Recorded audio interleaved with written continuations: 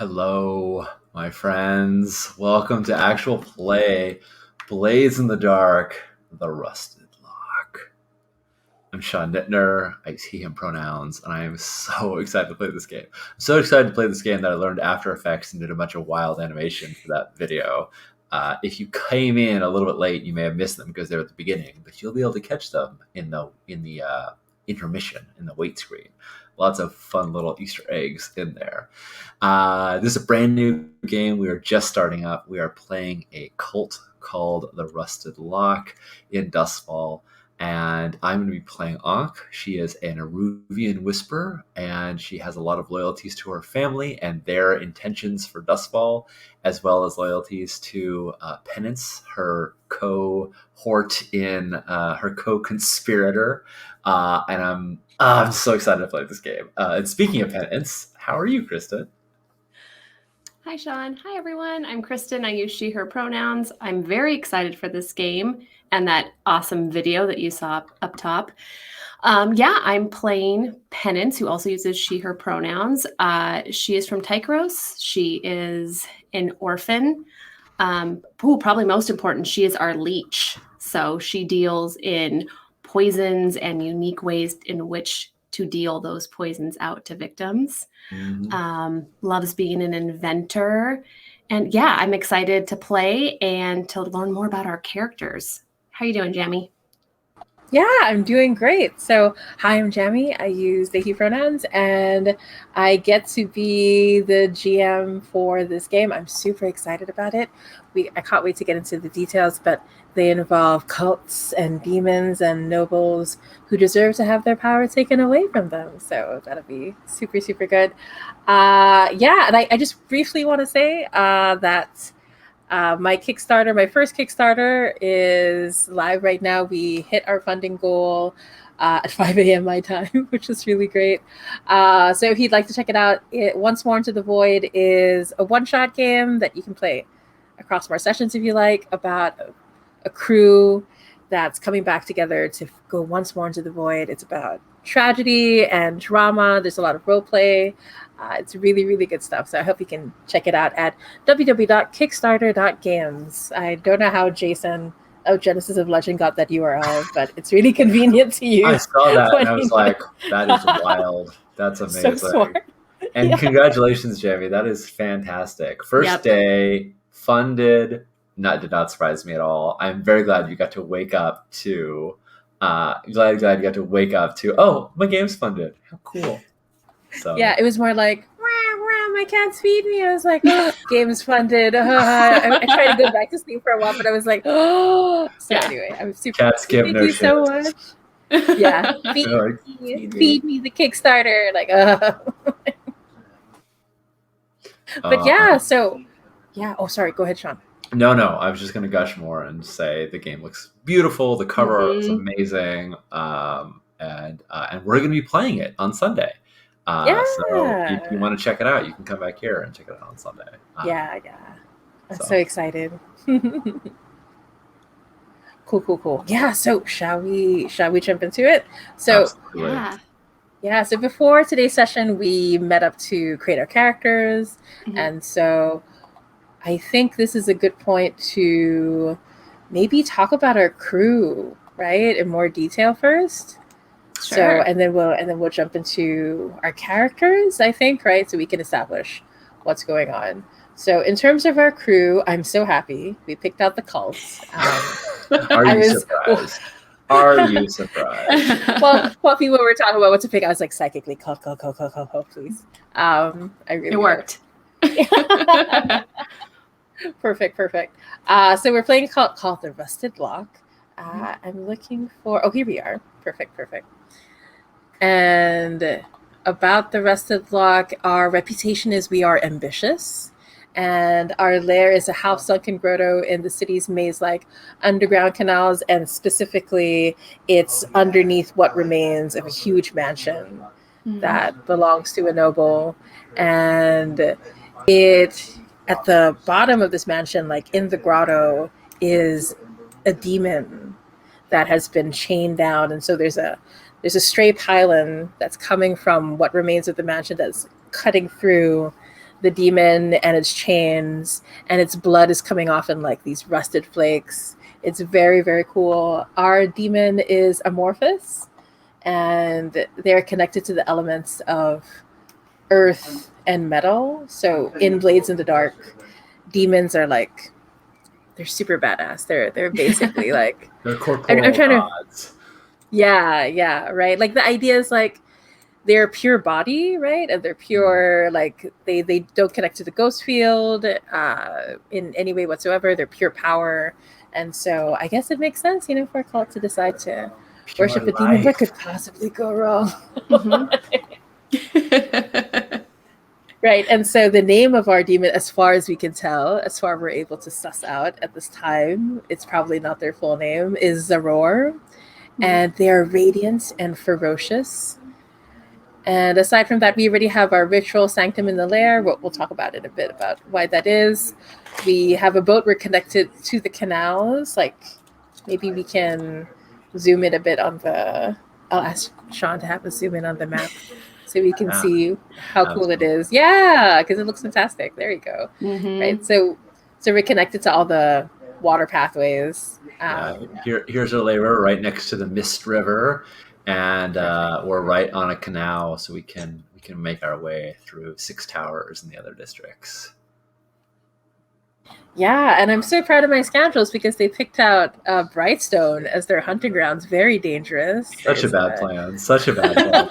What can go wrong? Yeah. Lots of rich people, lots of blue coats, but I really like this crew. That's already... I love that when I put the pin over Brightstone, it turned into Brigstone, and I was like, yes, that is a happy accident on the map. Yeah. But yeah, in particular within Brightstone, the Sanctorium is our hunting grounds. That is the center of. It's the oldest building in Dustfall. It was created over 500 years ago, when the last time when the Emperor visited, or at least it's the oldest, most well-renowned. There's probably old ruins that are much older, but yeah, it's 500 years old, and it's the house of the Church of the Ecstasy of the Flesh, and they've got their whole gig going on. So yeah, we're definitely stepping into their turf, as well as the Dimmer Sisters. The Dimmer Sisters are operating there too, and we're also stepping on their toes. So yes, all sorts of people we've upset by deciding that this is where we need to go to do our ritual activities. Yeah, and we've also upset the gondoliers because the thing is, in our half-flooded mansion and all that's going on, so we know that there are lots of ghosts under the canals, but because of this whole demon situation and the rusted flakes of their blood, that didn't go over well, so our crew had to put together a makeshift lightning barrier that the Railjacks helped us with. Yeah. I like to think that any ghosts that sort of came in contact with our demon, they changed. They got weird. Something happened to them, which we'll find out what it is. But the gondoliers were not a fan of us courting this power, and we did some big ritual to commune with the demon. And I think that's kind of what woke it up as well. Like, it was lying dormant before, it hadn't been troubling them, and now it is. Now its little rusty flakes are permeating into the water and polluting it. Awesome. Perfect. Okay, so I think, do we feel like that's enough of a crew introduction to get started with? Yeah. Cool. So what we'll do next is character introductions, and then we'll jump into the score. We'll skip the usual intro and gather information phrase so that we can hit the ground running in the session. But I'd love to meet our characters. So let's start with Sean. Tell us about Ankh. Okay, Ankh is as I said earlier, she's an Eruvian Whisperer. She came here with express instructions from her family about freeing demons, but probably more not so much freeing as capturing and taking them for their own. So her motivations are a little uncertain, a little shady.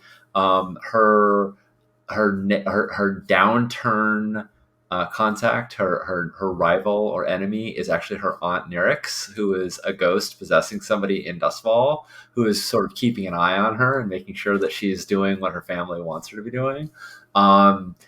And she ultimately right now pretty much feels like she's using penance to get this done, using the entire cult, but all the rest of them died. We had this big ritual to communicate with the demon, and it sort of destroyed all of our minds and messed us all up.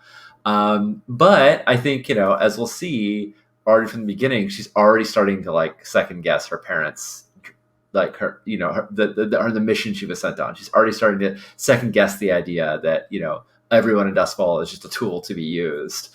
She's already starting to want to forge connections and want to get closer to people. So, I'm excited about her. A few little tiny details. She's always dressed in this red and black brocade. It's all very knitted with lots of buckles and high collars. She has a bone mask that is featured like an owl, and her spirit bane, or her demon bane rather, because whispers are fancy and have demon banes. It's actually a black snake. I forget the name of the breed of snake, named Oris. And so Oris is the snake that sort of crawls in between her garments and whatnot.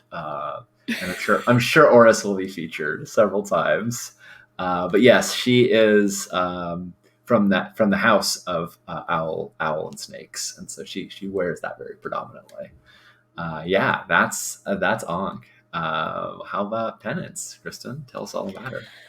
Ankh sounds very cool. I'd forgotten about the snake. I love that detail, but I'd forgotten. And so as soon as you said that it crawls in the garments, I was like, oh, that's coming back. And I'm here for it. So Penance. Penance grew up in Tycheros. She had a pretty good family. And unfortunately, after a terrible accident, which we may or may not find out more about, she was orphaned around the age of 16. So she came here. She was very trusting at first, and she fell in with a crew, thought that they were going, or gang rather, thought that they were going to kind of be buddies or a family and take care of each other. That it did not work out that way. So she left. Unfortunately, after that gang kind of screwed Penance over, she thought, well, must be how things work. And so her downturn contact is a blood dealer, because she wronged this blood dealer. She was helping deliver some blood for a very important ritual and decided to make some synthetic blood instead, swap it out, take off with the good stuff. The ritual failed, and the blood dealer now has a bad name. So I'm sure Jamie will not bring that back to haunt me during this game. Absolutely not. Not at all. How would that be relevant in any way? Yeah, exactly. How she looks. So Penance is, she dresses in like Edwardian Victorian fashion. She's a little more proper than steampunk at first, at least, but she does wear a black leather plague mask that has a metal piece at the end and a metal buckle. She has short black choppy hair that sticks out from behind the mask that she cuts herself. And she pretty much never takes that mask off. So that's Penance. Very nice. Cool. Very cool. I love all of it. So, and I just want to mention, like, on stream that we'll be using a few safety tools just to make sure that we're taking care of each other. So we do have our lines and veils. I put up a document in the handout section, so you can write whatever lines and veils you have, and we'll refer to it. It's a living document, of course, so we can update and keep checking in. And along with that, I'll be using a bit of script change. So if we want to pause to check in, ask each other questions, we'll probably be doing this a lot. Mm-hmm. We'll pause and do that. If we need to stop to take a break, we can do that at any time. We will, of course, be taking at least one break, but if you need another one, just let us know.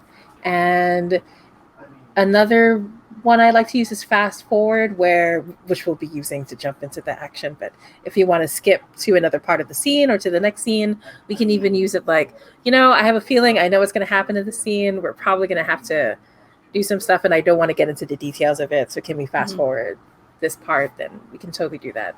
And the most important tool in my mind is rewind, where sometimes it takes a while for you to realize you're not okay with something. We can always just rewind and change whatever it is, because we're incredibly creative. We can come up with something new, no problem. Yeah, and yeah, so those are our safety tools that we have in place. Is everyone okay with us using those? That sounds Absolutely. great. Thank you. Yeah, it sounds I'm good. a big fan of all of those. Mhm. Yeah, cool. I just want to make sure we're gonna have an excellent time in Duskfall together. So yeah, okay. So with that, I think we're gonna get started. What we're gonna do is we're gonna have our overwrought prestige TV opening sequence, which I really love. So I'll go ahead and start and describe the setting and what we can expect. Then I'd like each of you to like give us like perspective of your character. It could be them in the middle of doing something, or it could be like all symbols, if you like, whatever you want to do to give us an idea of what we can expect of your character. And yeah, so what we see first is, I think from Black, we hear the spirit bells ringing, right, resounding all throughout Duskwall. And as we get a closer look, we come in and we see Duskwall is like all bridges and moats and buildings, and it's all packed in together. Some places are more expansive, others are, you can see houses have been built on top of each other. Everything is cramped.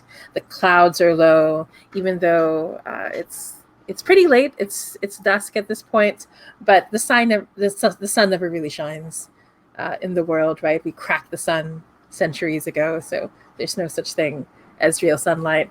But the dusk has this strange, dark reddish tinge to it that fills the streets of Duskwall, and we can tell that clouds are coming in. It's going to start raining at any point. We can see the telltale lightning striking off in the distance, and we see people moving about back and forth on Duskfall, and we see how different the lives are between the nobles who move around in their carriages drawn by humongous goats, because that's what this world is. I love it so much. But we also see like how different their lives are from everybody else who's just scrounging and surviving, because Duskwall is a place of survivors for sure. They've seen a lot over the years. All right, so as we move across the carriage, we see the face of a noble placing on a bronze inspired mask. It's not quite a Spirit Warden's mask, but you can tell it's inspired by the idea of it. Only a noble would think it's okay to put that on and think it's fine in this day and age. So, what do we see of Ankh? What do we see of them? So as the camera captures the noble putting on this mask, it like pivots, and as they're taking it off, it's Ankh removing her bone owl mask. Like we did some camera tricks to make it look like, are they the same person? No, they're not the same person. This is just cool camera tricks. And we see her rub her temples as though wearing it actually caused her distress. As though the ability to see into the ghost field was giving her headaches, and as we will find out, Ankh has ghost mind, which means she can detect the supernatural around her, which is just overwhelming to her many times, especially when she's wearing her spirit mask. But we see her set the mask down on this ritual sanctum table, and she has like a stand for it. And as she's looking at the mask in the distance, you can see she's down in the grotto, and in the distance you can see the giant sunken pylon that has come from the ceiling, and as the tower above collapsed, it pounded through the foundation and is now in the water. And at the base of it, there's these three glowing orbs, and clearly that's and they seem to move ever so slightly as though there's some life to them. And Ankh is she's looking at them. She's looking at them as though she had tried to communicate just briefly, and that made things even worse. And she says, another time, and then we hear a match strike, and some embers flare as she lights something up in the darkness of the ritual of the grotto. How about penance? Yeah, I think that we hear before we see anything, some muffled like shouts and screams, and then the clicking of boots on a street, and then as the lightning strikes against that strange red light that's at dusk, we see penance as she's walking hurriedly. Not scared or anxious, just with purpose. With, of course, her plague mask. She has a parasol, and there's a bit of fire behind her, maybe, that she seems to be leaving. And just a minor detail. There's some fire behind her, some shouts. It's fine. It's nothing to see here. And she turns a corner and slows her steps, looks behind her, sees nothing, and continues. And I think that she walks a little further and then ends up joining Ankh at the grotto, not interrupting the scene at all with the lights and the orbs, but just coming in at maybe after at a different time. I'm guessing they're going to plan something. Yeah, absolutely. Awesome. And so as that happens, we hear the sound of chains, rusted chains, screeching and pushing and pulling against each other over and over and over again. And we see that amorphous body of a demon, half in this reality, half in another. The only thing that's corporeal about our demon right now is this mask that's placed over their face, and where eyes should be are two cracked keyholes. But the mask has been lovingly tended to. You can see how over the years it had been painted by these beautiful designs. If you look closely, you realize the designs are made up of words that should never be spoken out loud, only kept in the mind. And so we hear a whisper just on the edge of hearing. It sounds like dirt falling through the water or metal against metal, just on the very edge of our hearing. And we hear Zaur say, "Go, bright stone, take what she is willing to give and nothing more. Take, and we will break chains, break all of them, freedom." And the voice fades. And so that's how we're going to jump into Brightstone. And so as we cut to that section, this looks completely different from our grotto, from our ritual, from our rusted flakes. Brightstone is incredibly beautiful. The roads here are a lot bigger. There are more carriages. We can see like a lot of fancy houses here that have their own lightning barriers. The nobles, the few of them that will decide to walk, usually they send out their servants to take care of things. They usually don't let their feet touch the ground, even in a place like this one. And we see blue coats almost on every corner. Compared to the rest of Duskwall, Brightstone has a really high number of blue coats who are here to take care of the nobles and make sure they feel safe. And we see in the distance, right now, we have a holiday going on. It's a holiday of Arkenborn, which is set to acknowledge and to celebrate the institution of the Spirit Wardens. And the Spirit Wardens are what everyone agrees upon, in public at least, that this is how we keep Duskwall safe. They make sure that, because the thing about Duskwall, what some of us might not know, is that people, well, in the world in general, people don't die anymore. They don't die properly. So once someone dies, within 1 to 3 days, their spirit will try to like break free from what is left of the body, and they'll become a ghost. And ghosts here are incredibly traumatizing to face and deal with. And so the Spirit Wardens track down these bodies using the bells and their spirit crows to pull out the bodies, make sure that they're dealt with through very specific ritual involving lightning and electroplasm. It's very cool. It's very heavy metal. I love it so much. Yeah, and so basically this... I was just going to say the crematorium is strategically placed right at the center of the city, right? So that there's no place that should be too far. Notably, we're in the Six Towers district, right at the edge of the city, so we're about as far from the crematorium as one can get without really like going into the Lost District or something else. Just little details throughout. It might take the Spirit Wardens a bit longer to get to our neighborhood if they needed to. Yeah, absolutely. And so we find ourselves specifically outside the Sanctorium, which is the grand cathedral and brightstone of the Church of Ecstasy. So the Church of Ecstasy is the state religion that honors the life of the body and abhors the corrupted spirit world, right? So we can see that quite a few people have gathered. The bells of the Sanctorium ring out all throughout. The gathering has just ended. We see people leaving, and the camera focuses on how everyone who's here, they have their own version of a mask. No one is allowed to wear like a bronze mask, and it's never allowed to cover their entire face. That's completely unheard of. But instead, they've worked around it. So some people have masks covering part of their eyes, or just the lower half, or along one side. You can tell some of the nobles have gone out of their way. There's one in particular who has a mask that's half the side, but there are these huge porcelain flowers that reach out all the way to the other side that like make sure you can't stand right next to them really easily. So you can tell the nobles who showed up here to take part in this honored tradition are distracted by trying to one-up each other and have the best mask, that no one is allowed to talk about because it's unseemly, of course.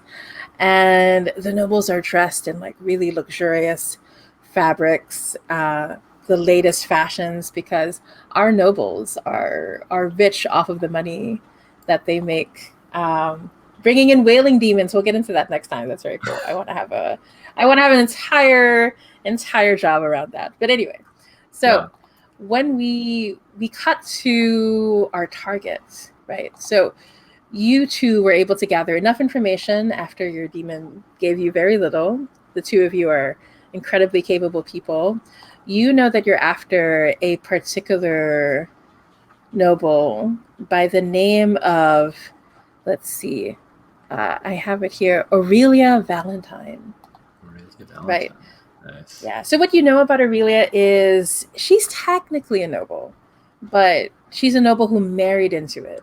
Her family used to be pretty low-level merchants, so just barely enough to get into some of the parties, but she married very well, did very well for herself. So she's married to Antoinette Nicoletti in particular.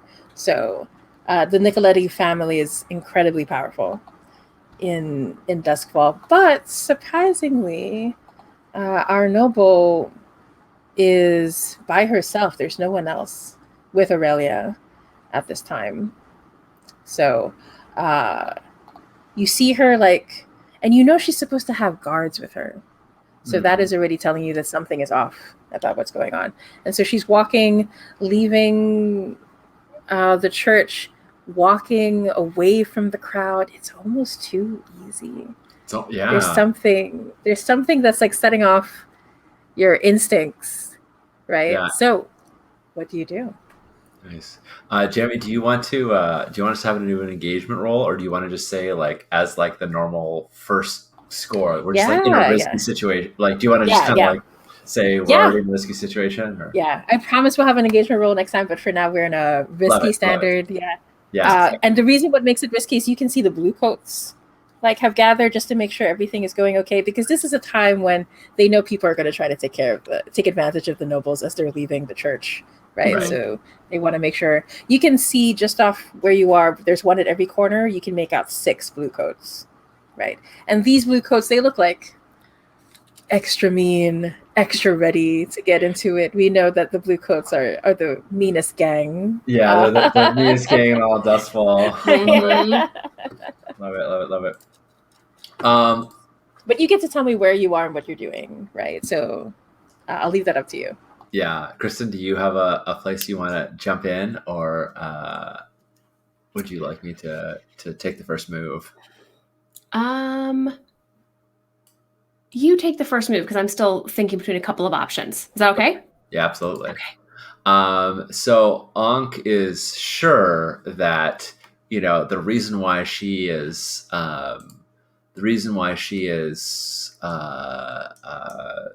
so apparent, so it appears that she is alone is because she must have invisible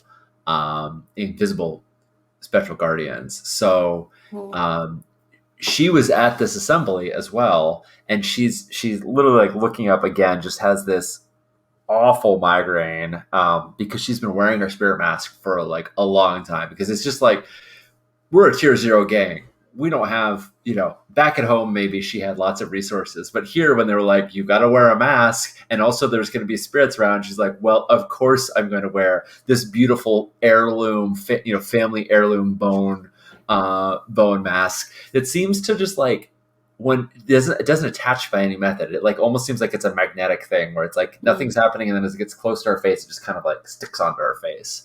And so, yeah, sort of rubbing her temples.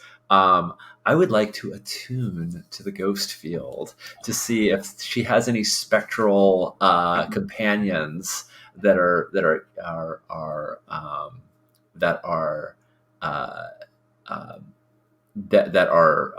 guarding her. And I feel like, this is just me world building, but I always feel like when you attune to the ghost field, it's a two-way street. Like, you can see the ghosts better, but they can also see you better. Nice. Like I love that. You become more real to them.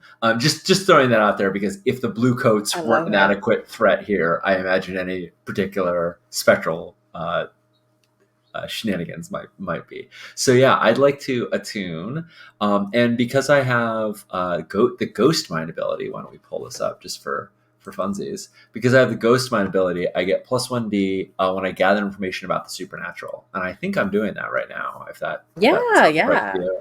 All right, excellent. So risky. What's my position of effect, do you think, doing this? I'm going to say right now it's risky limited, only because as you start to attune, you can feel something is pushing back against you. Ooh. So I could see very easily if you had an item that could help you like push yourself a little more, or, I do have a devil's bargain. I do have a fine spirit mask, but yes, please tell me your devil's bargain, because I'm here to hear them.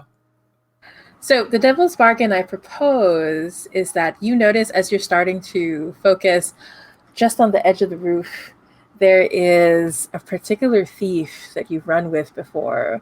They're not a whisperer like you, but they like to dabble, very much so. And they like to steal things from other whisperers to gain an advantage. So the devil's bargain I offer you is that you'll find out more information, right? That this will be a little easier to do, but they'll spot you. Oh, nice. Okay, I think that plays very well into how I was going to suggest that I want to go from risky limited to desperate standard, which is that I'm going to get closer to her. I want to. Nice. I want to, like, okay, if I feel this resistance, I sort of put my head down and I'm going to push through the crowds. And I mean, that's like, I'm probably already getting too close to a noble for this. But does that sound good to you as a way to shift my position effect? Desperate. Yeah, okay. Absolutely. Here we go. Great. All right. So I have plus 1d because of Ghost Mind, and I have plus 1d from the Devil's Bargain. What could possibly go wrong here? Yeah, it'll be totally fine. This will be great. First roll of the game. Desperate roll. Love it. 2 bonus dice. And boom. All right. How did we do? Oh my goodness. Oh my goodness, friends. Welcome to Sean not being full of 6s. Oh my gosh. Wow. All of them dice. We can recover. We can recover. I mean, this is how we didn't even get to a 4. Oh my gosh. This is how we play the game. Yeah. So that didn't work out so well. Okay, so I'm going to say this is what happens. As you start to attune and you feel yourself push back against whatever was there, you hear this impossibly haunting song that just completely fills over your senses. And when you take a closer look at the target and your noble, you see her eyes are covered in these ghostly hands, and you can see there are 3 ghosts that are next to her, singing directly towards her face, leading her onwards. But like you said, you get a closer look at them and they have a closer look at you, and they immediately sense you. And you feel all of their eyes turn towards you, and one of them starts to open their mouth to let out this huge scream. But so that's the first consequence, that they're gonna unleash uh, a lot of like horrible negative energy in your direction. I'm gonna say the second consequence is that we're gonna find out that this little thief is actually your ex, Claudia Black. Okay, I love that. Definitely not resisting Claudia being there. I assume that this ghost howl will be very debilitating. That seems like... Let me finish the rest of what Claudia's going to do. She's going to grab you. So basically, the second consequence is she's going to save you, and you're going to have to owe her. Nice. So you can resist either, because she can minimize it. You know, you're going to take level 2 harm instead of like what it could have been straight on, but you are going to owe her. So yeah. Matthew says, "Nice playbook. Would be a shame if something happened to it. Would happen to it." Yeah. No, I think that's great. I'm all for Claudia being the one to save me. I think if anything, she'd be the one to know to like pull the mask off my face, since if we are ex-lovers, you know, to sort of to pull me out of that world. I imagine that I'm there and I'm trying to like remove it, but it's almost as though that magnetic force that's holding on there is unbreakable for me. It's like I can't pull it away myself. Perhaps I could make a resolve resistance roll if I wanted to, but I'm happy to be saved. So I think I am taking level 2 harm, and I'm being saved from presumably something even worse by Claudia. Is that right? Yeah. Is that absolutely the size of it? Okay. Ghost howls? Ghost. Yeah. Ghost. Yeah. Ghost howl. There we go. Yeah. Would you like to try to resist the level 2 harm though? Because you still have the ability to do that. Yeah, I totally do, but hell no. No, I like being plagued by ghost howls. All right, so the question I have the game with harm. Yeah. So can you recognize one of the ghost voices? Whose voice is it? Oh knows.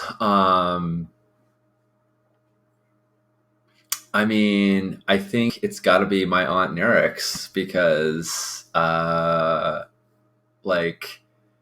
oh yeah, also by the way, I love to play Blades in hard mode where I just don't resist things, and I'm just like, yeah, sure, that's cool. I'm not promising that I'll always do that, but yeah, give me the consequences. They're more fun to play with. And besides, then, you know, Pennant's gonna have to tend to my ghost howls in downtime, right? Like, yes, how fun is that? Yeah. So I think absolutely it's my Aunt Nerix, who is normally walking around in somebody, normally possesses somebody, but in this case is doing something. And I think this just goes to show how like little my aunt trusts me, that she is like, we're already at cross purposes right from the go. Theoretically, we're supposed to work together, but that's not happening. Yeah, so we can see maybe she's unfortunately being compelled, or this is part of her plan somehow. So yeah, I've been watching a lot of Alias, so there's always like this. There's tons of room for like, I was doing this horrible thing to you, but it was in order to maintain my cover, so that somebody else thought I was working for them when I'm really secretly working for you. But you can never trust me. That's like Aruvia spycraft to a T. Perfect. So I'm very happy for Aunt Nerix to be doing something to me, but like I can't know for sure if she's actually trying to hurt me or not. Maybe she was trying to reduce it. Maybe she's like, if it wasn't for me, it would be even worse. Yeah, I'll buy any of that. Perfect. So as the ghost howls, so because the mask got torn off, the worst of the howls start to fade. But Penance, even from where you are, you can see the entire street. The nobles and the blue coats, they don't understand what's happening. You can just see all of them just sort of have this like look of like as if they're hearing a high-pitched sound and they don't know where it's coming from. You can see some of the more sensitive ones are even like clutching their stomachs like they're about to like they're responding really violently to all of that energy that's just pouring out from this alley nearby. What do you do, Penance? Well, I think Penance at first is a little bit annoyed because distraction was her part of the plan, and here's Ankh obviously doing something to show off when. So I think Penance actually mutters, like, distraction was my part of the plan. So I think that the main goal is Penance is going to try to distract or remove the blue coats, but maybe turn the attention of as many people as possible. And that way Ankh can get to Miss Valentine, our noble target. I'm guessing I'm going to have to roll something, Jamie. Yeah. Do you feel like this is something set up in advance through a flashback, or is this something that you're doing now in the moment? No, I love the idea of it being a flashback because I think that, and obviously we don't know how successful it is yet, but I can picture already Penance bringing Ankh like into where she does all of her inventing and tinkering and kind of going over different ideas of like smoke bombs and poisons and things like that. So yeah, let's use a flashback. Love it. Love it. Yeah. So what do you think you're doing in the flashback? Then we'll decide like how complex it is. I literally said the word tinker. So I'm gonna say this isn't PBTA where you can't name the move. You can't say that. Yeah, yeah. You absolutely can and should say, I'm going to tinker up a solution. Yes. Yeah. Nice. Yeah. Sorry. I may have missed something because like our phone started giving off these emergency screeches for the earthquake that happened a few minutes ago. Mm-hmm. Thank you, Philippine government, for letting me know. Oh, there it is again. There it goes. Sorry, I'll mute again. No problem. I like to think that that's what it's like, because like the lightning towers always have like a constant buzz, and so I imagine that this ghost just sounds like a lightning tower like shorting out or like getting overcharged. People are just like that loud noise, but it's also like but this is natural living in Dustfall. Like I can imagine people thinking like, that's just what happens in the ghost field. Right. Awesome. Brought sound effects. Good job. Yeah. No worries. Happy to do so. So you're gonna tinker, and what are you gonna tinker exactly? Like a bunch of items that are gonna help in this situation. Yeah, a couple items that would help. I would say, depending on how successful or not the roll is, 2 to 3 items. I think that Penance is usually prepared and has a couple of things. 1, in case something doesn't work, but 2, I feel like she's kind of moody, and so she decides she wants to go with a different distraction than she might in the moment. Are these like smoke bombs that are planted in the area or something like that, so that we have? Yeah. Nice. Yeah. Because that totally makes sense as to like why it's not just like, oh, I have it on me, but it's like, no, I already made this, planted it, timed it, because we get to be accurate. Because we're blades. Yeah. We get to be absolutely. Yeah, and I'll say it's a no stress flashback because Brightstone is your hunting ground, so you know the place really well. So so let's see. I would say in this situation we're risky standard. So let's see how it goes. With flashbacks, can you get bonus dice in flashbacks? Yeah, you can do all the pushing you like. You can get a devil's bargain if you like. Jamie, can I hear a devil's bargain? Yeah, absolutely. I'm gonna say that you know exactly where to put them in Brightstone, but I'm gonna say as part of a devil's bargain, you had to owe a favor to a blue coat that almost caught you, right? Yeah. In fact, you don't know. I'm gonna ask you, why didn't this blue coat just turn you in? Like, is there something about you or something going on between the two of you that they were willing to like turn a blind eye in the moment? Yeah. I think as luck would have it, it's a blue coat that I worked with briefly because Penance, before meeting up with Ankh, did a lot of freelance work. So made a lot of gadgets, poisons, things like that for lots of different crews, probably including some blue coats. Mhm. And I think that she has absolutely made a specific poison for this blue coat. But understandably, she's doing something pretty bad here. So Yeah. we're not even now. Is this Needle? Is the blue coat Needle named Needle? And do they expect like a payout at the end of this? You know, Ooh, yeah, they want a part of the cut. They Yeah. want part of the cut. Yeah. Sean, I don't think you're supposed to add to the devil's bargain. I'm just I'm just kidding. I'm just adding texture to it. No, I love it. This is nicer. I was going to start off a clock that would have gone badly at the end of it. So, just giving coin is good. That's fine. That's better. I feel like it totally makes sense that blue coats always want to cut of the action, right? Yeah. Like, and they know that they can just push you for more if they want to, and they can keep escalating. It's good times. It's good times. Yeah. So I'm going to say, while you were planting it, they caught a needle, like caught your eye. There was this moment where you looked at each other, and then they just gave you the signal of like, I'm gonna get my cut. Right.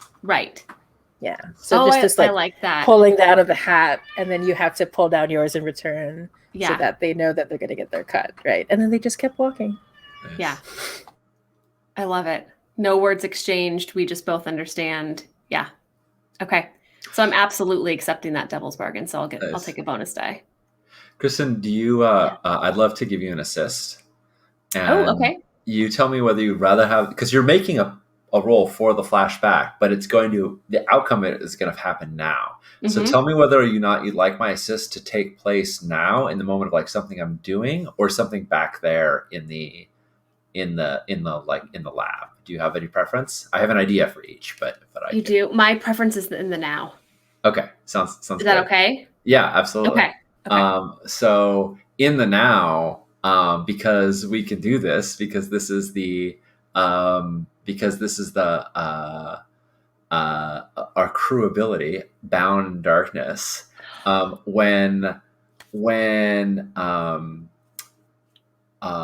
When I stagger, when I fall back, and my ex, what was her name again? I didn't write it down. Claudia, I think. Claudia Black. Totally made up. Her real name is not that cool.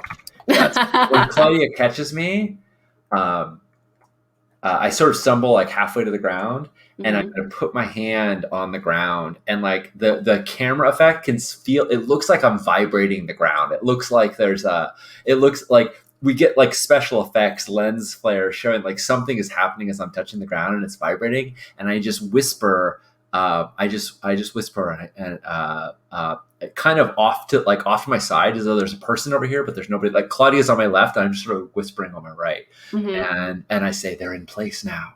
And I let you know exactly when like the blue coats are where we were hoping they would be.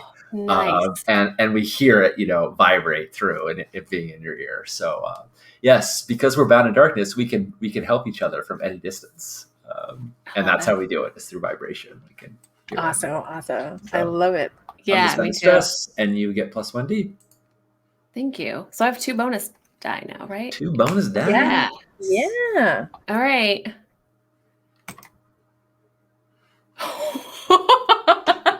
Oh my goodness.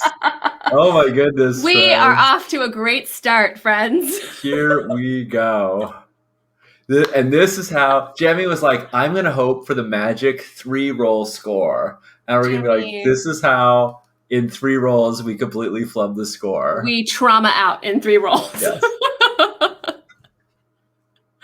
Oh, so many 3s. Gosh. Wow, so many 3s.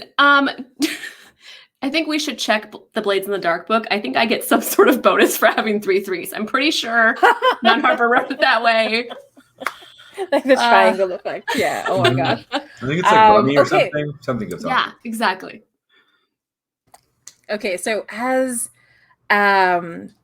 things go off, so it's supposed to be smoke bombs, right? That was the original plan. Yes. And so the smoke starts to fill the entire area, but Penance, something is wrong. You can tell someone has sabotaged. something or someone has sabotaged the smoke bombs, and it's way too much, way too quickly. And you can see the nobles are starting to panic, and the blue coats have no choice but to come in and intervene, right? So they come in, the nobles are screaming, they're trying to get to their carriages, they're trying to get to their houses in time.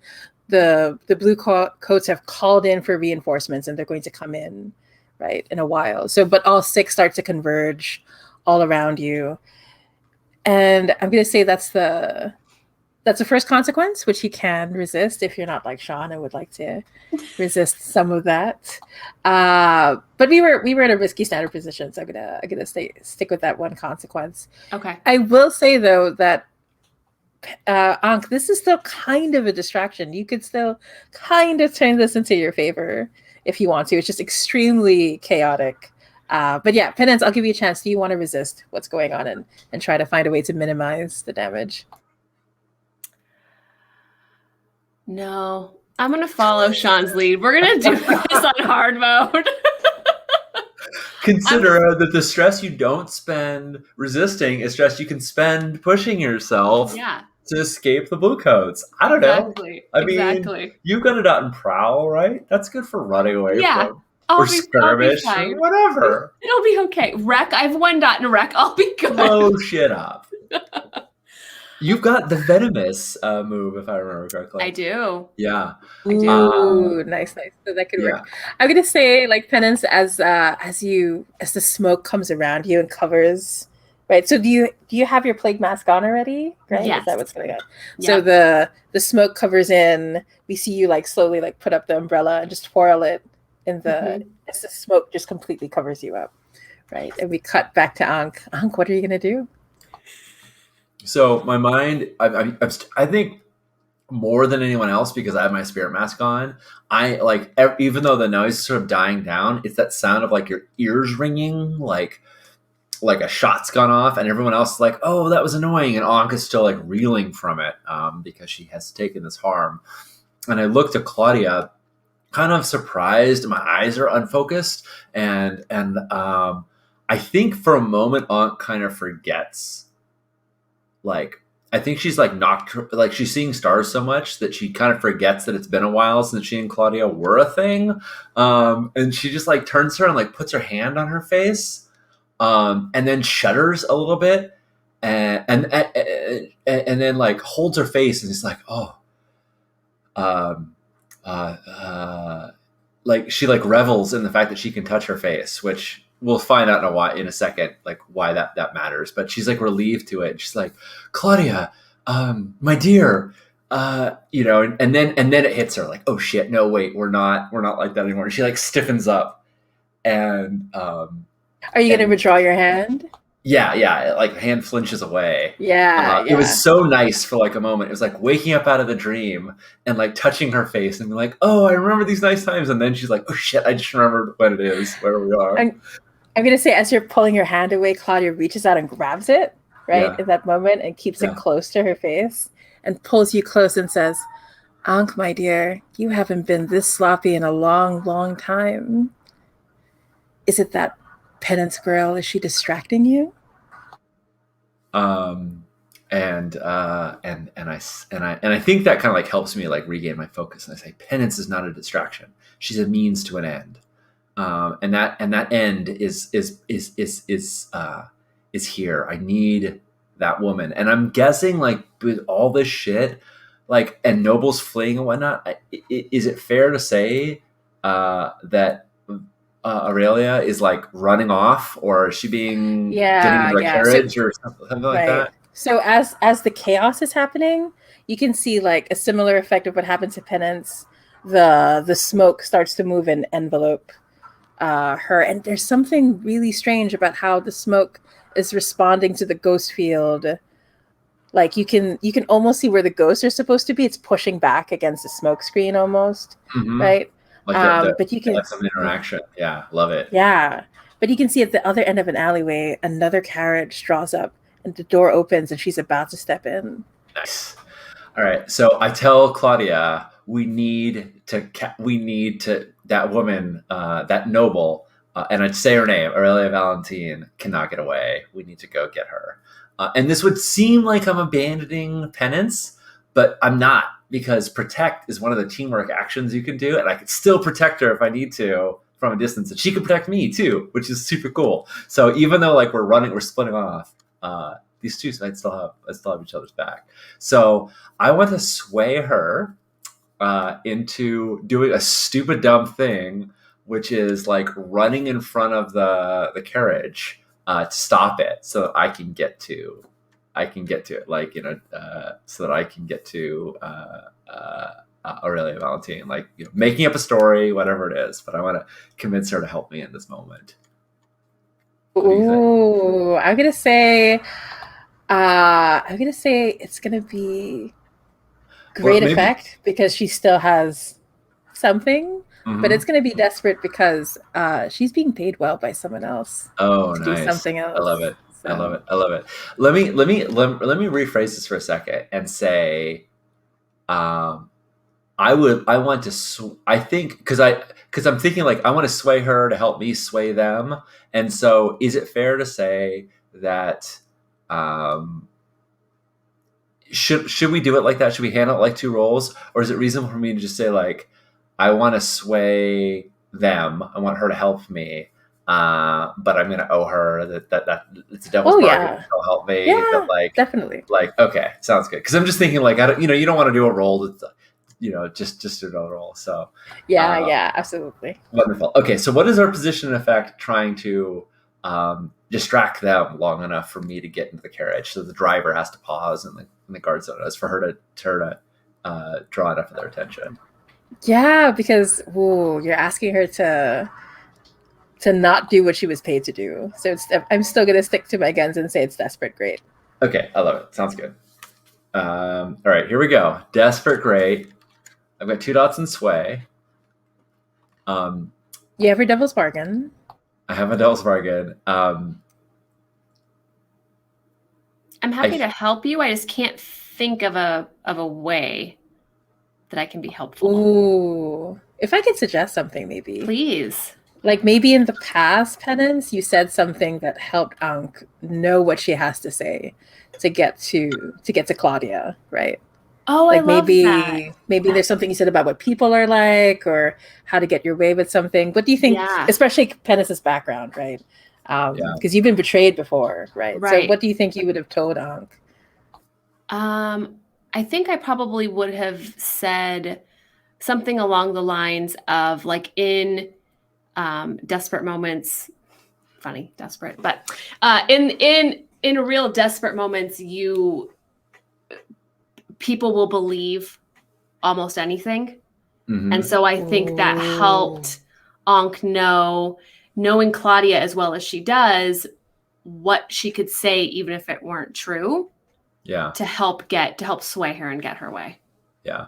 Yeah. I say, I think I tell her is like, I need you. And like implying like I need you in more ways than just this in this very moment.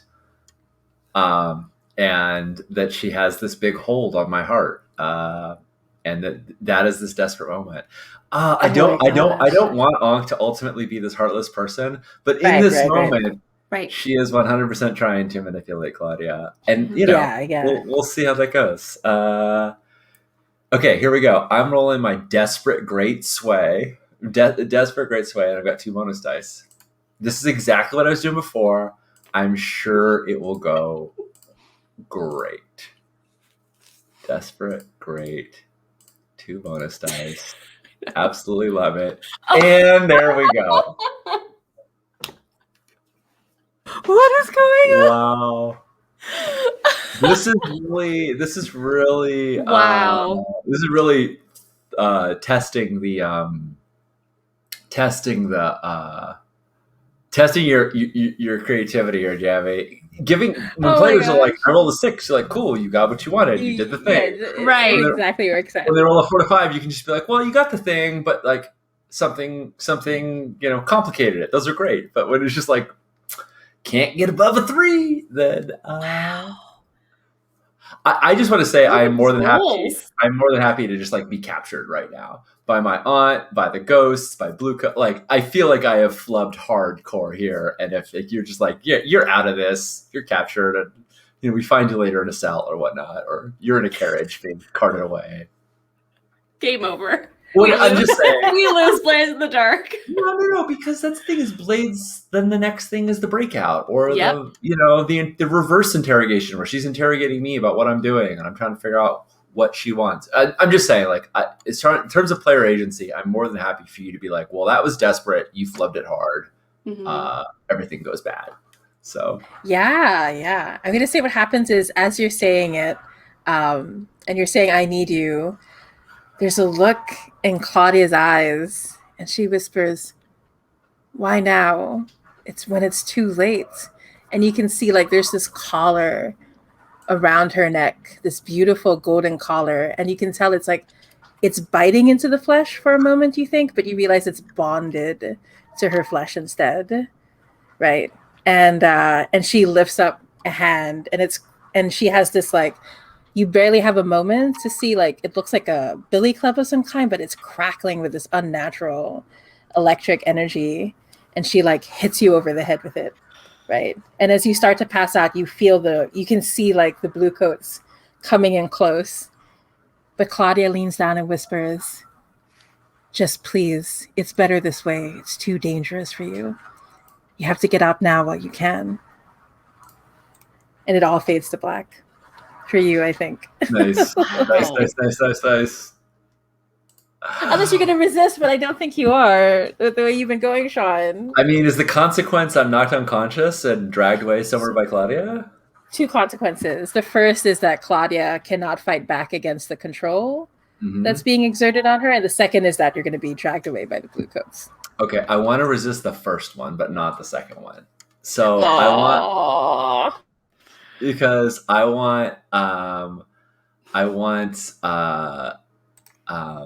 want Claudia to have her own agency, her own independence, and I would like to resist it to say no, she can't resist in this moment, but in the future. But I'd like to leave a little.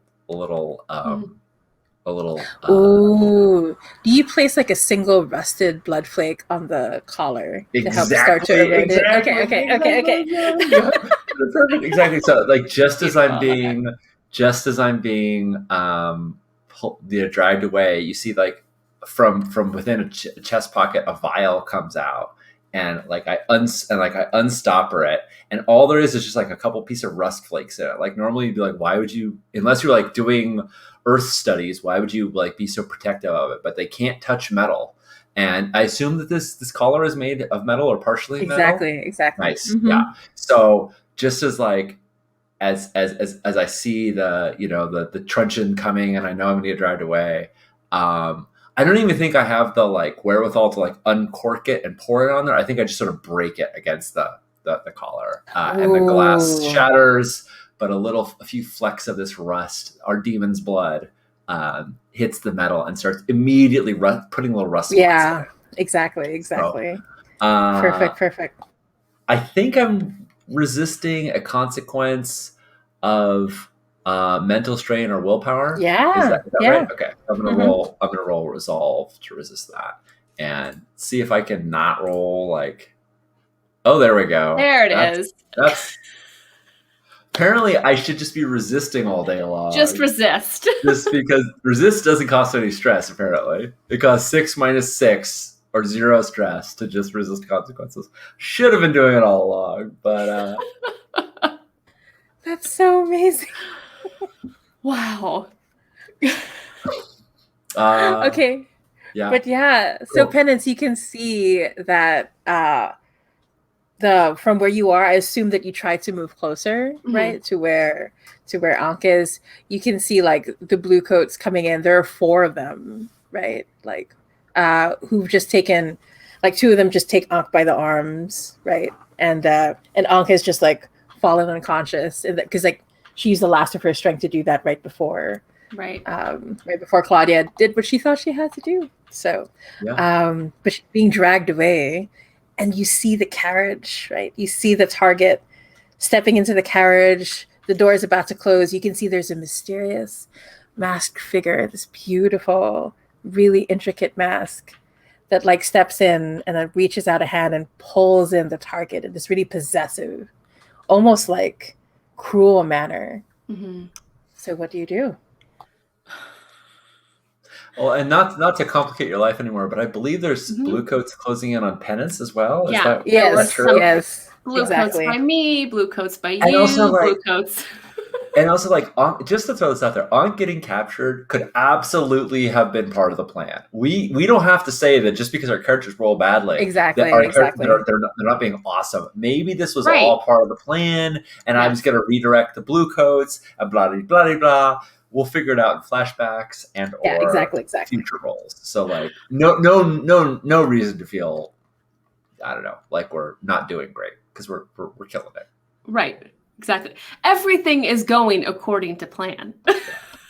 Totally. We just haven't seen the outcome yet, but we will. Yeah. I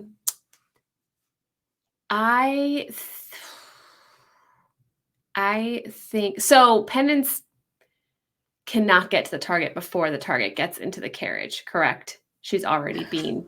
Unless, you know, you have a flashback up your sleeve and maybe you sabotage the carriage ahead of time.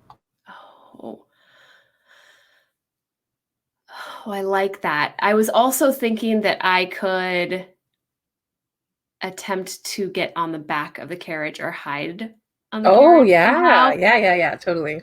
If we're gonna have a carriage chase, I'm just saying. Yeah. I'm gonna convince these blue coats that the carriage they actually need to be chasing is that one, and so they're gonna be chasing after it, and you're gonna be perfect. I'm sure that's gonna work. Don't worry. I'm glad we've played together enough, Sean, that I didn't even have to be concerned about going after you. I was like, well, that's not what is happening. So how do I follow the target? Totally not necessary. Yeah, I think I want to have her hide. I think I want her to be able to hide on the back of, underneath, on top, somewhere on the carriage. Yeah, that sounds like a prowl roll, unless you have a different action in mind in particular. No, prowl sounds good. What's my position? Is this risky or desperate? Or controls, Ooh. Jamie? That's an option. Oh, control feels so far away right now. I'm gonna say because the blue coats are closed, because the ghosts are nearby, it's still desperate. Okay. But I'll say standard because no one's expecting someone to like grab on the back of a carriage in this moment, and yeah, everyone's a little too distracted with the chaos. And I also feel like you have, without any flashbacks or whatever, you have your bandolier full of various trance powders and smoke bombs and all kinds of other things that, like, you know, absolutely in my mind justifies you being able to, like, theoretically at least distract these blue coats long enough to get on top of it. I would like to assist. I know that Ankh is knocked out, but I don't think like she's entirely, like, I think she's like unable to act and like kind of woozy, but I don't think she's entirely knocked out. And so as I like am being dragged by the blue coats, I like am raking my hands through the ground, through the I'm imagining they have like really nicely paved, have paved stones, but then there's like these little rock gardens and things like that where electroplasmic light things are going. And so like at some point I kind of like reach out and like run my fingers through the little tiny gravel that they have, little tiny bleached gravel that they have.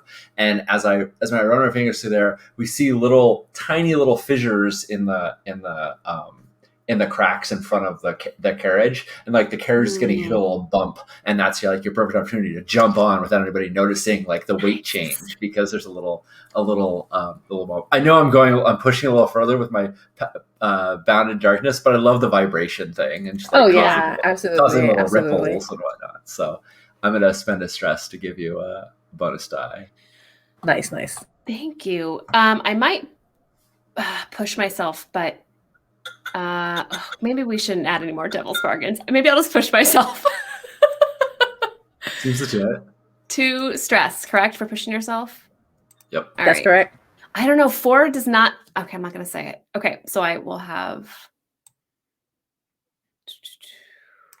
Okay, desperate standard 2. Yes. Yes, you have a Yes! crit. Yes. See, it was all part of the It was plan. all part of the setup. Oh my gosh. Wait, I forget, Sean. Are there really crits in Vanilla Yeah, Blaze? if you Because roll I tend to read it as a crit. Okay. Yeah, Just yeah. remembering. Just trying So to you remember. get what you Okay. want and additional effect. So there's Awesome. you could just read it as Awesome. this was great effect, but typically it's like you did it and some additional, and like you offer the player or the player asks for some additional bonus. But Yeah. definitely a crit. Yeah. Also, Kristen, make sure to Mhm. mark XP for rolling a desperate action. I literally just wrote it down. Nice. Perfect. So first, Penance, tell me what it looks like. I'm imagining you in your skirts and the umbrella. It's so cool. Anyway, what does it look like when you prowl and jump onto the back of the carriage? Like, how cool do you look? Yeah. So I think that Penance, after putting the umbrella over her shoulder and that the smoke had closed in, she starts walking towards the carriage, sees the target, and makes that quick decision that she's going to jump on the back of it and see where this goes, closes her parasol. And I think that as Ankh is like kind of... Sorry, I was looking at the screen. As I think Ankh like had a moment of blacking out, but then was waking up as being dragged away. And I think they lock eyes for just a second as Ankh is dragging her kind of hands on the ground. And so we have this moment of like, oh, I think I know what you're going to do. And so I think Penance like leaps into the air as the dragging is happening and then hits. Like it's slow motion. And then as we come back to regular, she just hits the back of the carriage, is in the perfect position. No one knows the difference. Awesome. And as part of your critical success, I'm going to say, as you jump into the back of the carriage, and there's like a little window where you can see what's going on inside. You can see like this mysterious masked figure has like pulled in the target close. Penance, what is it about this figure that makes you realize you're looking at a hull, even though they're very well crafted, and a normal person would think they're human, but you know they're not. You know that they're a machine carrying a spirit. So what is it that tells you they're a hull? Oh, I think that we lightning, which has been striking kind of off and on all night from the storm, as lightning hits, it reflects against where their eyes are or would be. And I think that Penance sees perfectly in that moment that there's nothing human about this. And then like it's a glassy owl kind of thing where like yes, just pure 2 discs of light. Yeah. Right? And like empty, right? There's no like, yeah, just empty. Yeah. Love it. Absolutely. But you can hear it, like he opens his mouth and he says, "My dear, I'm so glad you could join us." He sounds so real, so human. The craftsmanship is absolutely perfect. You've never seen anything like it. Uh-oh. So I'm going to say, oh, go ahead. No, I was going to ask, is there glass in this window in the back of the carriage? And I can, okay. Oh, yeah. Okay. Right. And it's there's like some smaller windows on the side also, but yeah, you can see into it. But yeah, and this is a really fancy carriage. It's drawn by horses, 2 horses. Ooh. So this is like horses. 2 of them. I want these horses now. But yeah, there's such the player way of like, ooh, they have a fancy thing. I want to take that thing. Let's take that thing. Please. Yeah, exactly. Bring the horses back home to the mansion. Yeah. So I'm gonna say this is your last chance. After this, we're gonna see if this is the last chance to get the target. If we don't get it within this moment, we're gonna have to. Because I'm gonna say you can see the carriage is like pulling towards. It's getting closer and closer towards. Where one of the main headquarters for the Blue Coats are here. So the moment you enter this territory, all bets are off. Okay. Right. Love it. Okay. Love it.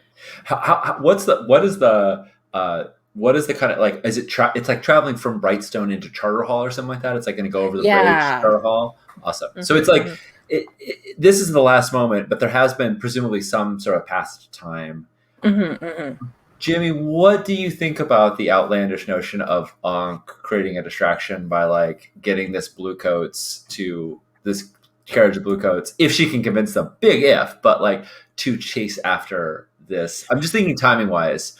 Would it make sense for me to try this, or is it like Ankh Oh, is like out for totally. too long? Okay, sounds good. No, I want to say yes because this sounds super, super awesome. Right. Kristen, are you down? Are you down with me sort of doing this as a setup action where I'm going to try and create a big? I will again try to inadvertently try to create the distraction for you to grab. Cool. Yes, I love it. Cool. Yeah, fantastic. I think this will require a flashback for credibility. Right. And what I am going to say is, I want to send. I want to convince the Bluecoats that there is going to be a noble abducted, and that they have to be on the watch for it. And I think this is going to come in the form of a forged magistrate's letter that they're going to. We have documents is a thing we can have, and I'm going to check documents off on my list. And I'd like to forge a letter to basically something that would like, I'm imagining the kind of thing that would be like put up as a bulletin, a bulletin that that whoever the sigil that's on the back of this carriage is the person that they're looking for. Is that? I feel like that's a real stretch of a flashback to know that, but I'm cool paying the stress for it. Yeah. So I'm gonna say it's 3 stress. Oof, I love it. Take it. But it'll be super, super effective. I'm gonna say like it'll buy Penance time so that she's no longer in a desperate position. Nice. Oops, Penance. I just put stress on you. I'm sorry. Never mind. Taking it over here. There we go. Okay. On stress. I love it. Do you want me to make a sway roll to see how convincing it is, or do you feel like that's no? enough? I think paying 3 stress was enough. Yeah. Okay. You spent all that time and you worked on it. No worries. Excellent. It happens this day, and so I'm gonna say in exchange for all that stress, you're definitely in a. It depends what you want to do, Penance, but you're definitely in a much better position. Okay. Desperate is no longer on the table right now. I'd like to say that the blue coach carriage that Ankh is in is like charging after your carriage and like loudly and making a big hullabaloo. Perfect. Like you can hear like one of the blue coach shouting "Oi!" Right? That kind of like that kind of energy. And there's this clattering, and then at this exact moment, Penance, that's when the clouds finally break and it starts to rain. And we see you like rise up with your plague mask. What do you do? It's so cool. As the lightning strikes and we see you. I want to. So I'm concerned about this hull because it's the best I've seen. Yeah. You can barely. They look so real. Yeah, and I don't, the player, Kristen, I don't know enough about a hull to know if I can take it out. But I kind of want to use my blowgun and darts to try to injure it just enough or distract it just enough so that I can grab her and we're going to jump out of the carriage. I mean, obviously, we're going to do one of those, like, wrap my arms around her, we're out. And if you're doing it right as you're going over a bridge, you can jump out right into the canal. Sean, what is it with me and you taking carriages and horses? Carriages and horses over bridges. Over bridges. And canals. It's a good move. It's a good look. Great plan. It's a great plan.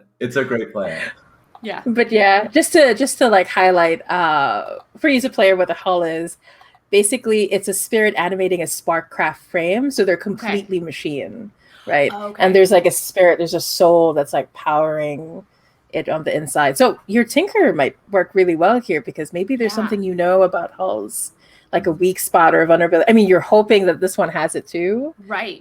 Because this is a very fancy looking one. You're not completely sure, but that could work in your favor. Okay. Mm-hmm.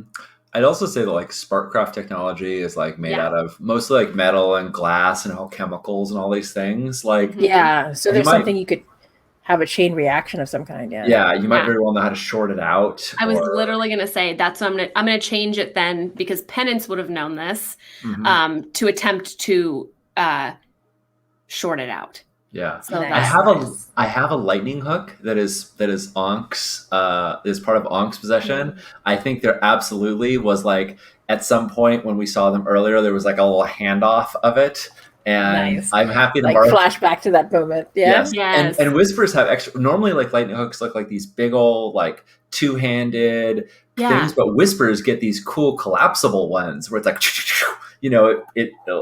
it extends. So I absolutely think that Ankh, of course, in a little flashback, like I'm going to mark it on my sheet, but like would have handed off her lightning hook to you, Yeah. which I feel Yeah. like would be super effective, and it's a fine lightning hook. Even it's of superior quality. So Yeah, I love yeah. it. And I feel like it would have been easy for you to hand that over, considering what you might be up against. So no stress to pay for that. But yeah, nice. Oh, very cool. cool, Okay. cool.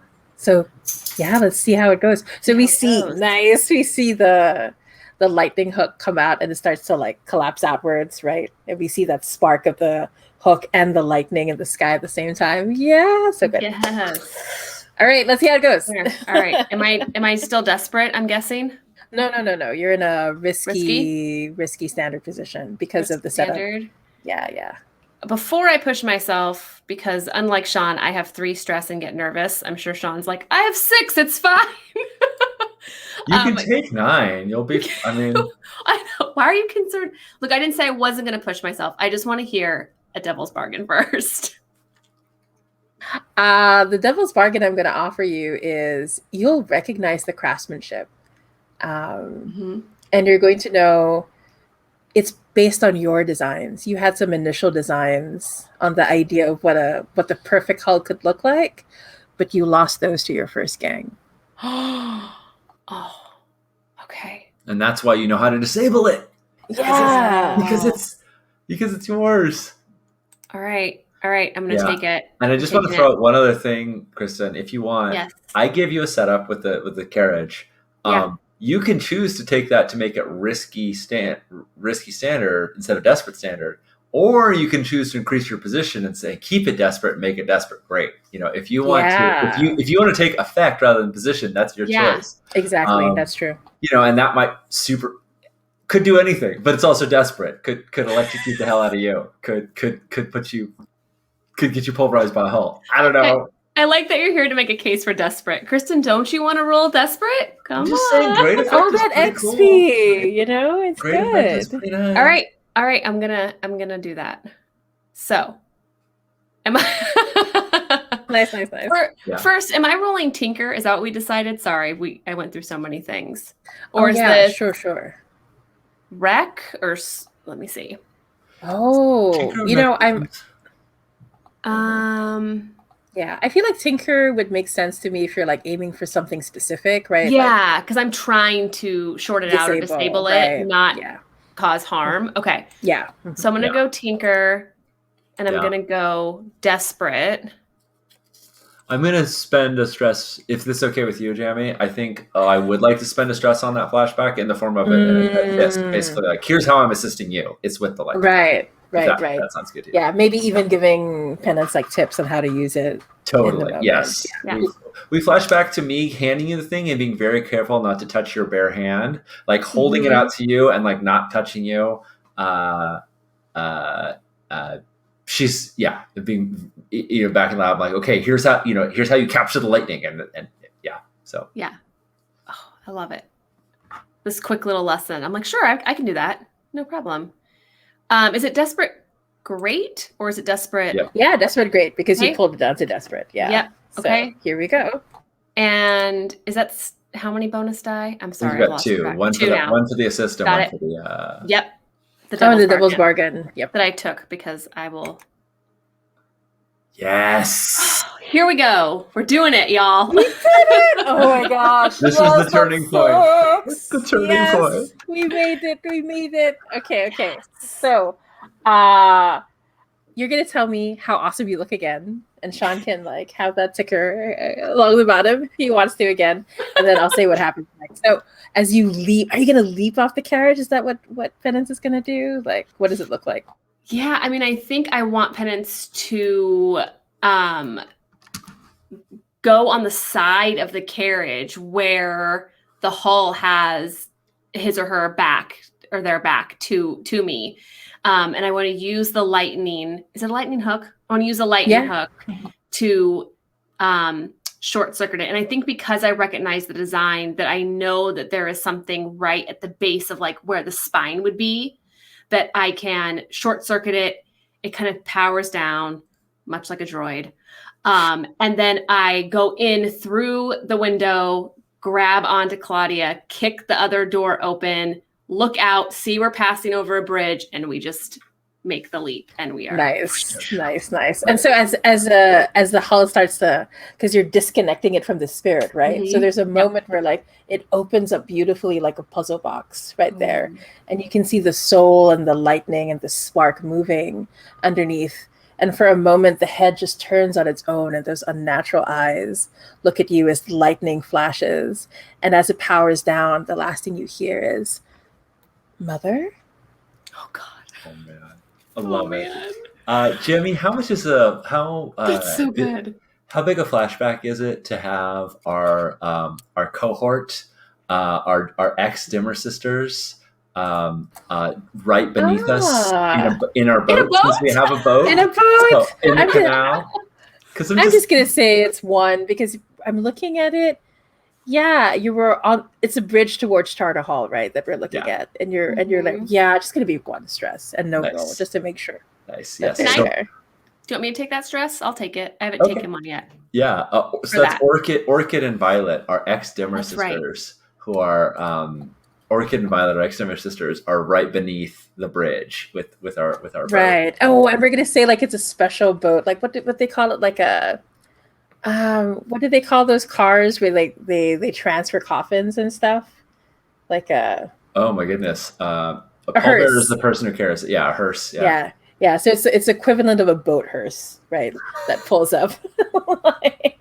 Yes. Like there's all this black lace and this like tent situation, and there are like flowers all around because people don't want to look too closely at something like that. There's not supposed to be a body usually. It's just part of tradition that they have these hearses because it's dangerous to have a dead body for long, right? That's not how wakes work anymore. But anyway, and then we see like the two Dimmer sisters are standing there shoulder to shoulder, and they're covered in the black veil, and then they both lift it up at the same time, and then both of them look at their pocket watch at the same time, right on schedule.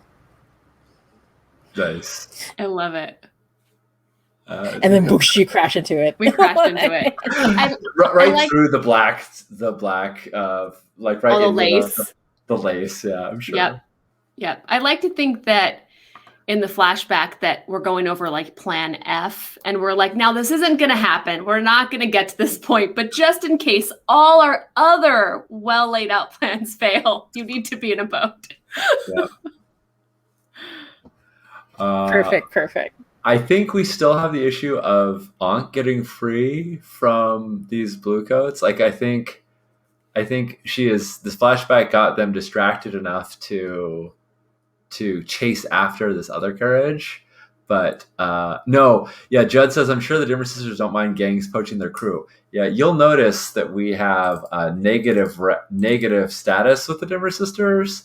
That there's a reason for that, and we're stepping on their turf, and we took some of their peeps. What do you think, Jamie? I feel like there's still an action to be taken to get Ankh free. Absolutely. I also have a suggestion, because you're part of an Aruvian family. Is there someone that your family could owe if they help you out of this? This is going to look really bad for you, because they're going to have to step in and intervene and call in a favor with the blue coats, which the consulate shouldn't do. So that could be something you do. And I'll start up a clock with how many favors you get from them before they lose their patience. I love it. I love that, because it to me, it cements the impact of getting caught by the Bluecoats. It's not like, oh, you can just give them the slip easily, right? Like, I think it was already. I mean, I think it's really smart that you said 3 stress, because it was already really far fetched that about the letter. But I think that's at least something where, like, okay, we're Bluecoats doing our job.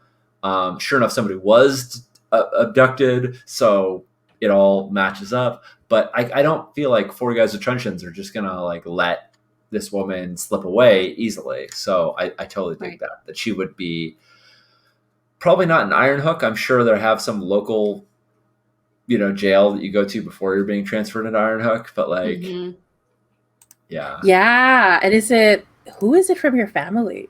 Is it like an older brother or an uncle?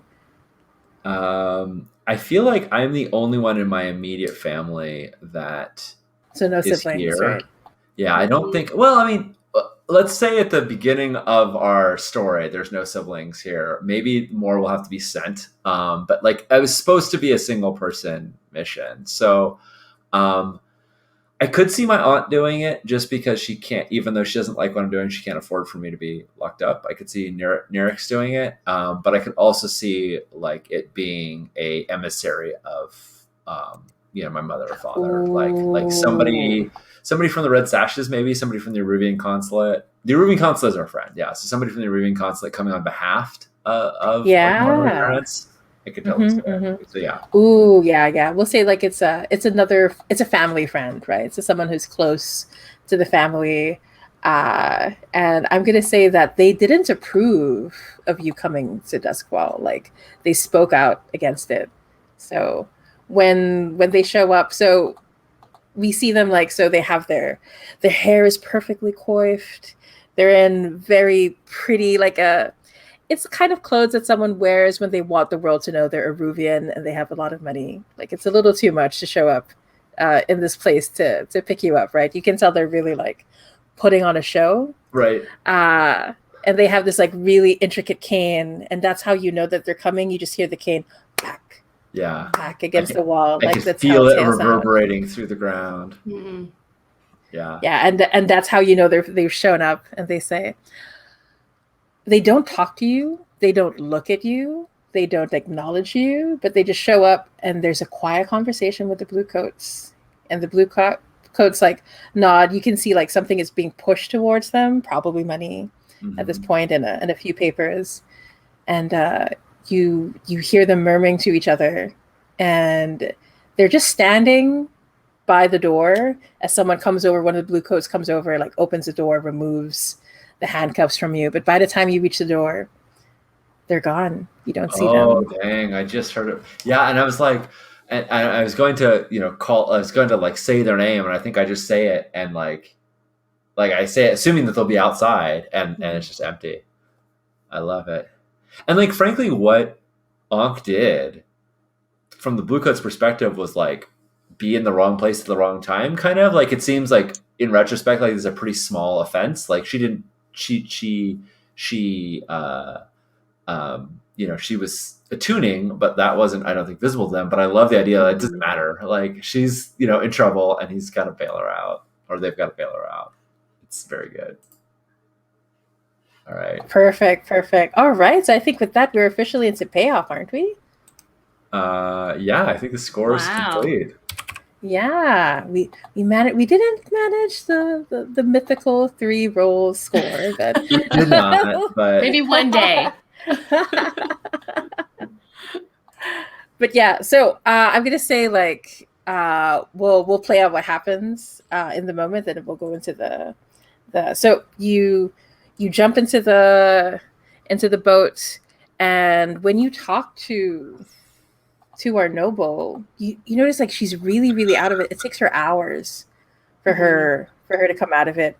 And Ankh, the 3 ghosts that were attached to the target, they're no longer there. Right. So you're not exactly sure what happened that ripped them away. Well, I imagine it's hours before I'm there. Like I'm in Charter Hall, lock up for a while, and like it's gonna take some time before I get back anyway. Exactly. And so, but I'm going to ask, are you going to take her, where are you going to take her? Because taking to your lair is like a little dangerous if you want to. you could do that, but um, I think we would have had a place to take her in case we got separated, right? Just in case, like this is where we're going to meet. Probably wouldn't be our lair, but You want to take her to our sponsor, our patron, oh, Mateus nice. Klein. oh, Noble. Mateus. Would that make Yes. sense? Because it'd be Yeah, what she's yeah. sort of suited to anyway, and Yep. not some True, grimy true. underground grotto full of weird glowing orbs. Go send a single demon chained. Yeah, yeah, absolutely. Yeah, so let's set the scene. So Ankh, what does this place look like? Because it's not his home. He wouldn't bring you into Right. his home, but like it's probably attached to an establishment, or maybe it's one of his other houses. What do you think? Yeah, so our lair is in his old family home that has like been abandoned because it like halfway collapsed and they sort of fell out of power. I think he lives on Bowmore Bridge. Bowmore Bridge is the big bridge that goes from Brightstone to White Crown, and it's so massive that there's all of these shops and then above them apartments that are on top. And like to get an apartment in there, it's in between the two wealthiest districts. So to get an apartment in there, you have to be pretty darn fancy. It's this giant long bridge on here, and I think the Bowmore family is the one that, of course, created it, and they're a big, important noble.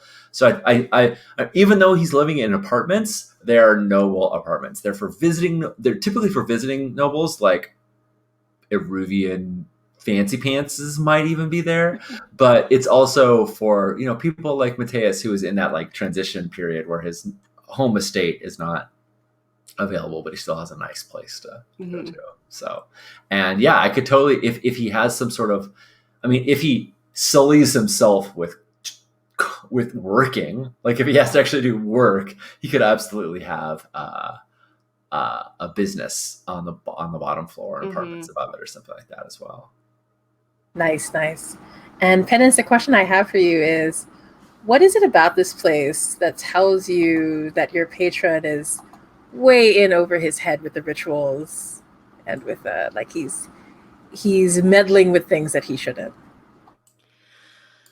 Yeah, I think that he's kind of packed this apartment with lots of items you would see in a noble manner, right? So there's like a rug that or rugs that fill the room a little too much, or a few too many lamps. Like he's really brought in as much as he could, but I think that there's a space where we can see he has a lot of items for rituals. And I think that Penance knows, mostly from doing jobs for past cults who, and being able to witness at least set up for rituals, if not the rituals themselves. I think she recognizes that he's acquired a few like real or good ritual items, but some of them are like knockoffs. Some of them don't hold any power, which leads me to believe he doesn't Really understand. He doesn't really understand, especially when they're sitting next to each other on the same shelf. He doesn't really understand what these items are. Yeah. I love the idea that these would totally be for like the forgotten gods are, forbidden and no one's supposed to worship them and all these things. Like I like the idea that these things would totally be contraband, but he's a noble, so he doesn't care. It's like, right. Like he's eccentric, right? Yeah. Yeah. He has his interests and pursuits. So what harm could it cause? Right. Right. Okay. So I think like as the two of you enter, by this point, finally, you notice that Aurelia is more herself, right? Yes. Is it okay to say that like Ankh doesn't really arrive until Aurelia's kind of coming to? Because I think again, I would be at least like several hours before I got let out. So I would be showing up. So Penance is just trusting that you're going to show up at the right time, right? So Penance is ahead.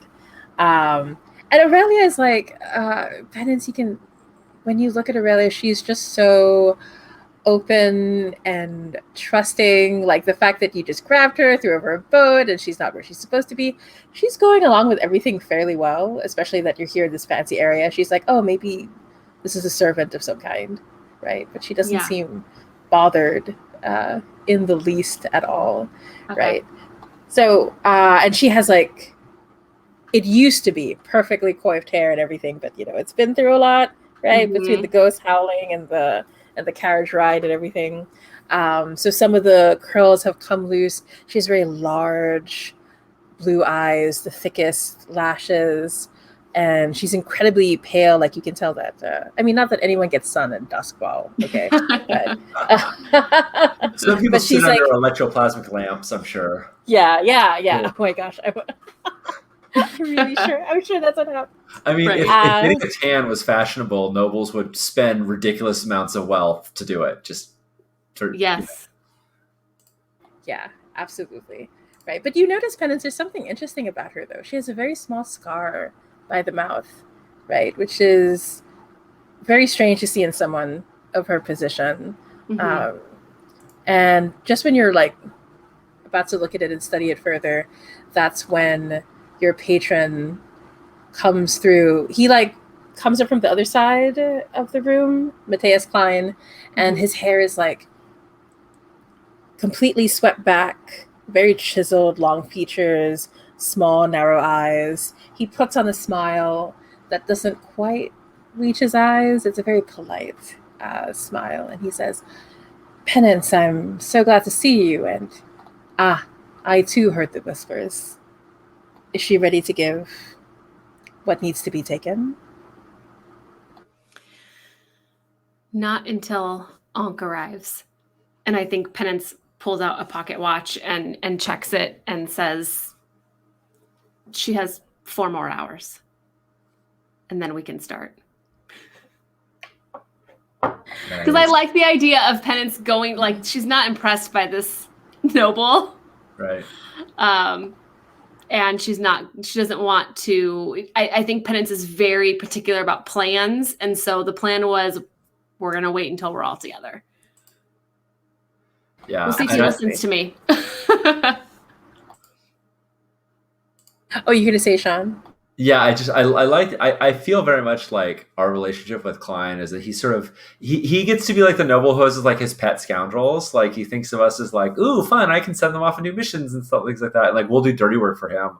But I know that there's like this friction of like we're working for him because we have to get access to his manor, not because we actually like want to fulfill his agenda. And like it's just a matter of like who's going to betray who first. Like the betrayal is inevitable. It's just like, we're each kind of like always sizing each other up. I want to say that Ankh arrives at like 3 minutes and 15. Like I feel like the hour of chains. I don't know what hour that is, but it sounds really cool.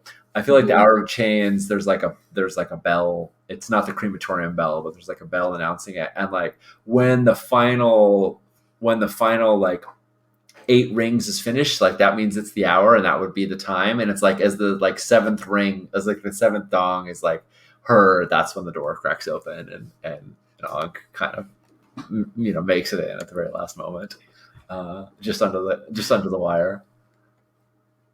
Perfect. And I think this is I kind of want to keep it mysterious to us right now, but I think this is the moment when everyone gathers around Aurelia, everything fades to black, and we just hear her say, "I'm ready." And we don't quite know what she gave. Nice. What the demon wanted. I love that. Yeah. I'm super happy to figure that out later in flashbacks and develop it more. Yeah. Right. And there's definitely like a ritual we do. Like it's I don't know, Kristen, if it's okay with you, Penance wasn't waiting for Ankh for nothing. Like Ankh has to like be part of this ritual that we're doing, like holding hands and all this stuff. So yeah, absolutely. Right. And I think that leads into the fact that he doesn't know, right? He has all these different ritual items. I think Penance has a better understanding and so knows how important it is that we are all there together as planned. And so that's why she's part of why she spoke up against. Take it. Yeah. Awesome. Perfect. Jamie, do you want to do payout heat and all that stuff? Or do you want to Yeah. Cool. Ooh. Let's. or do we want to take a break? I just realized I just completely lost track of the time. I'm happy to do it before the break because I think it's all like pretty quick stuff. But Sure. Yeah, true. Okay. Yeah. Yeah. Okay. So in terms of payoff, so the crew earns 2 rep per score by default, but you did go up against some blue coats Yes. who are above your tier, right? So how many? What tiers are blue coats at? They're pretty high. Blue coats are tier 3, and we're tier 0. Yes, we are. We're tier donut. So you get +1 rep per tier higher. Yep. So that's actually pretty cool, right? Yeah. How much is that in total? That's 5 rep. Nice. Can you imagine everybody talking about it? Like, did you see it? Especially because there was that mess with the. Well, yeah, there was the smoke bombs, and there was like the get to the carriage, and she's gone, right? Like they think that she's going to be abducted, and sure enough, she is, and Perfect. I think people were talking about it, and like, oh, but I think I saw a funeral boat going underneath. Oh no, that must have been the gondoliers, and the gondoliers are all fuck you, yeah. So, yep. all right, I'm gonna exactly. Yeah, so we're gonna put 5 rep. Let's see. I'll pull this sheet down and pull up our cult. I was Am I? Yeah, you got it. Spot? Oh, perfect. Exactly. Boom. All right.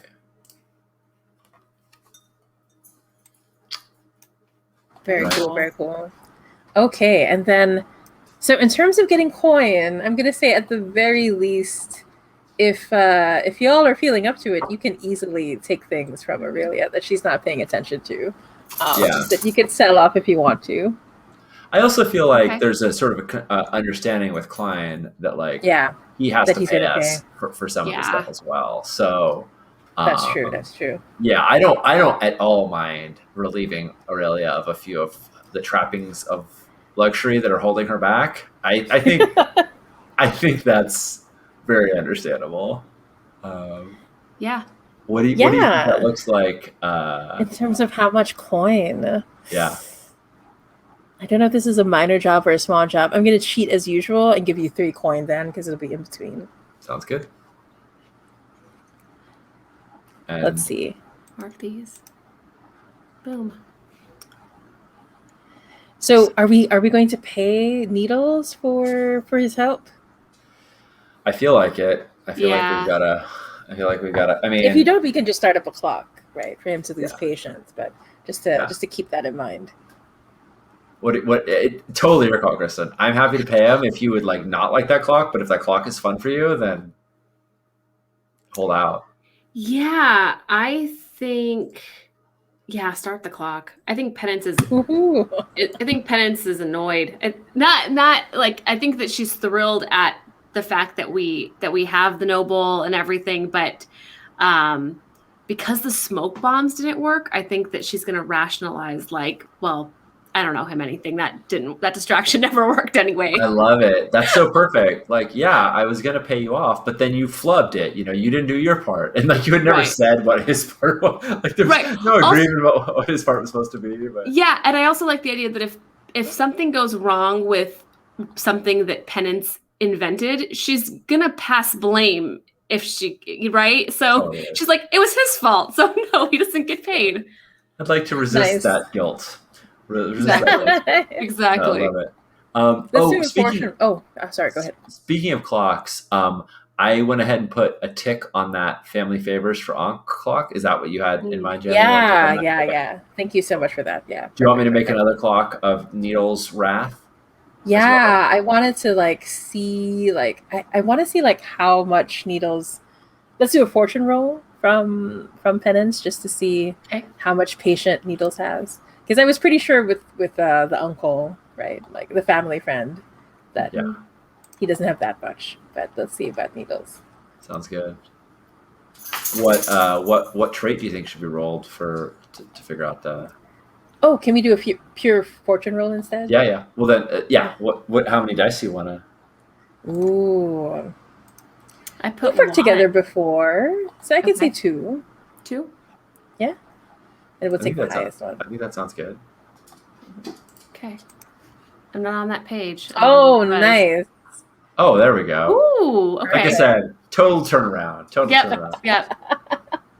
All right, so I'm gonna think like he's pretty patient actually. So let's have like a 1, 2, 3, 4, 5, 6, 7. Do I want a 6 or an 8?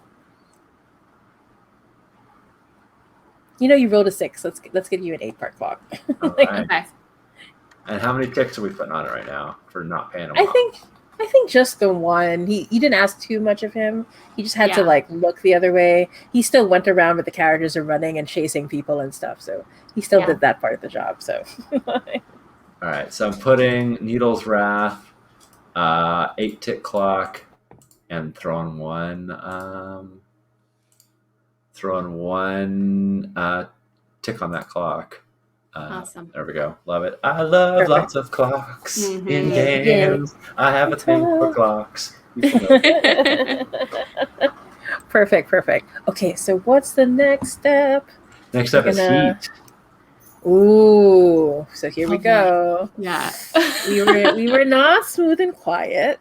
We were not so quiet. We did not Not have so low. much. We had smoke bombs. We had carriage chases. Mhm. Yeah, I'm pretty sure we're at loud and chaotic high exposure. Yeah, Right. that's What do Yeah. we think? Yeah. Yeah. I think it's fair to say that and not devastating exposure because like no one Yeah, really saw us that much. Like it wasn't Exactly. like our faces were plastered all over everything. It was like Mhm, because I didn't even break out. Like I got let out Mhm. formally. So even though they saw me, it wasn't like, oh, that whisper is causing a lot of trouble. So I think Right. Yeah. Yeah. True. Yeah. So I'll say 4 heat. cool. There are some other factors that might add to this. Plus, Yeah, when I'm you looking have at a the high profile target. Sorry, go ahead. No, you're looking the same thing I am. So you're not on hostile turf. You're not at war. You're not at war with the Dimmer Nope. Sisters. Mhm. Not yet. Didn't kill anybody. The hull's not dead. So Right. I'm right. just gonna add one more for the high profile. Okay. For the noble target. yeah. Okay. Yeah. That sounds Got right it. to me. Cool. And then, Jeremy, you can roll up entanglements, at now or anytime you want, but we're on the 4 to 5 heat track, and you roll 0 dice and take the lowest because we're wanted level is 0. Mm. Yeah. Sure.